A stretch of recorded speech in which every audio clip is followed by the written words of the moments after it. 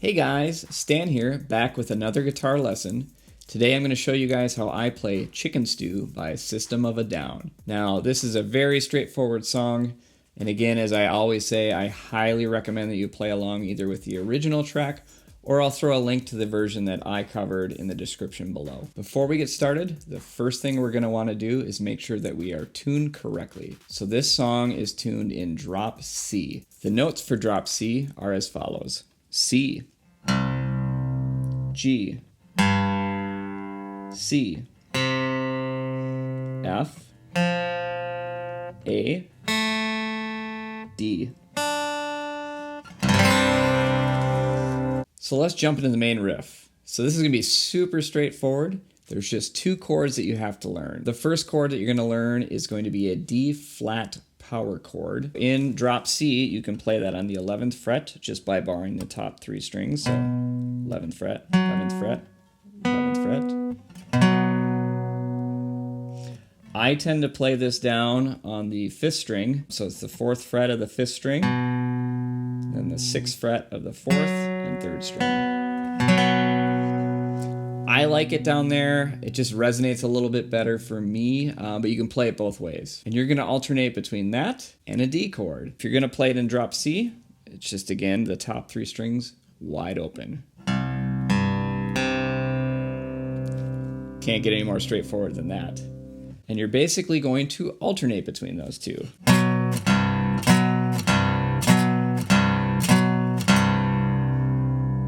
Or the way you'll see me playing it in my version.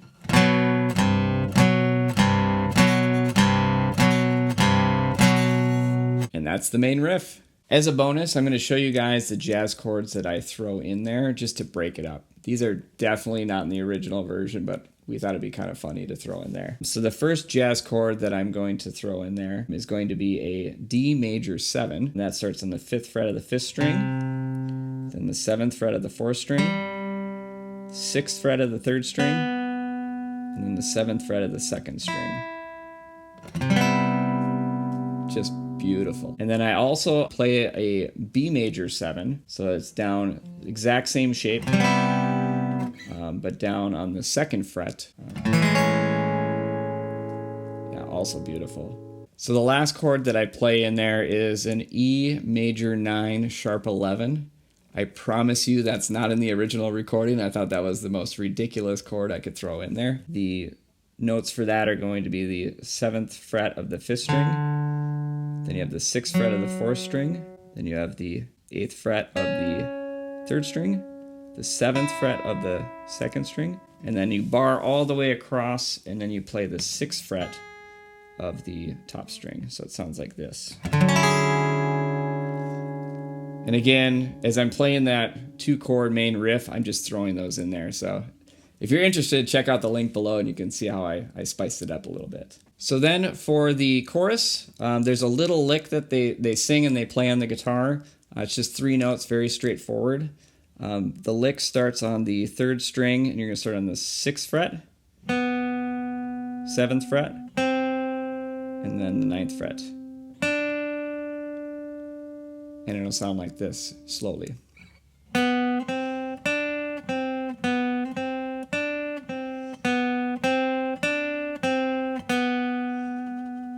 And just for tonality, I tend to mute that one a little bit. That's just what it sounds like on the record. So it's... And you're just using kind of the meat on the heel of your hand to mute that a little bit. You can also play that same thing down an octave if you want to spice it up again a little bit. The notes would start on the 5th string of the 4th fret. Exact same shape.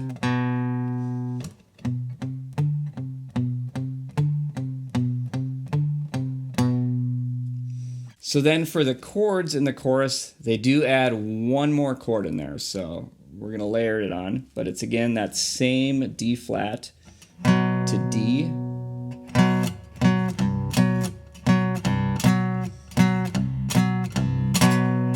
And then they add that D chord, but they play it an octave up. So, I mean, technically it's still 2 chords. They're just playing it in different octaves. I'll play that slowly. Again, it's pretty straightforward if you play it in the drop D kind of bar shape. I'm again playing it down. I just like the sound of that on acoustic better because you got a little more string length between the notes. But I'll play it slowly and just play along.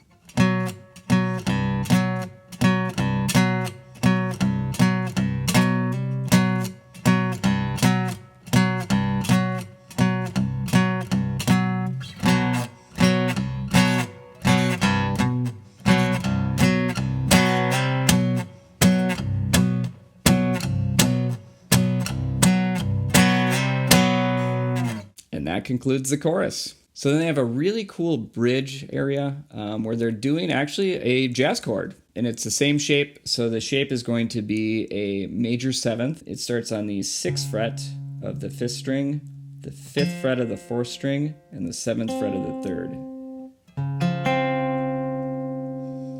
And in the record, they just kind of play through it, starting bottom to top. And Serge is doing that really cool vocal line over the top. And then it alternates down. It goes down 2 frets. So you're starting on the 4th fret. So then to spice that up a little bit, I gave it just kind of a percussive pattern that I've just developed over the years. So I'm using my thumb, my middle and ring fingers because I'm holding the pick with my index finger. If you're doing this all finger style, you could probably just use your index and middle fingers there. When I go into that shape, I tend to alternate between my thumb and those fingers.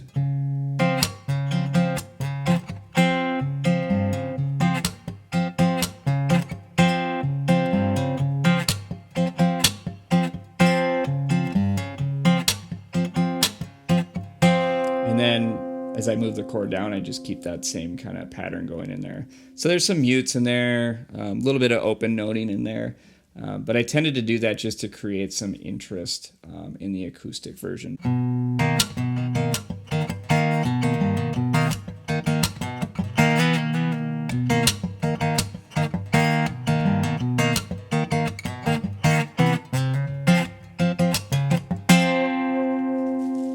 So that's how you play Chic N Stu. It's a very straightforward song, very much a verse, chorus, bridge, outro type of format. I highly recommend that you guys play along with the original track. Just punch it up on YouTube and play along. If you want to play along with my version with those fancy little jazz chords thrown in there, the link's in the description below. As you play along with those versions, it's just going to help you guys with your time and your feel. And honestly, it's just way more fun to learn songs that way. I hope you guys found this video helpful. Let me know in the comments below what you'd like me to cover next, and I'll see you guys again next time.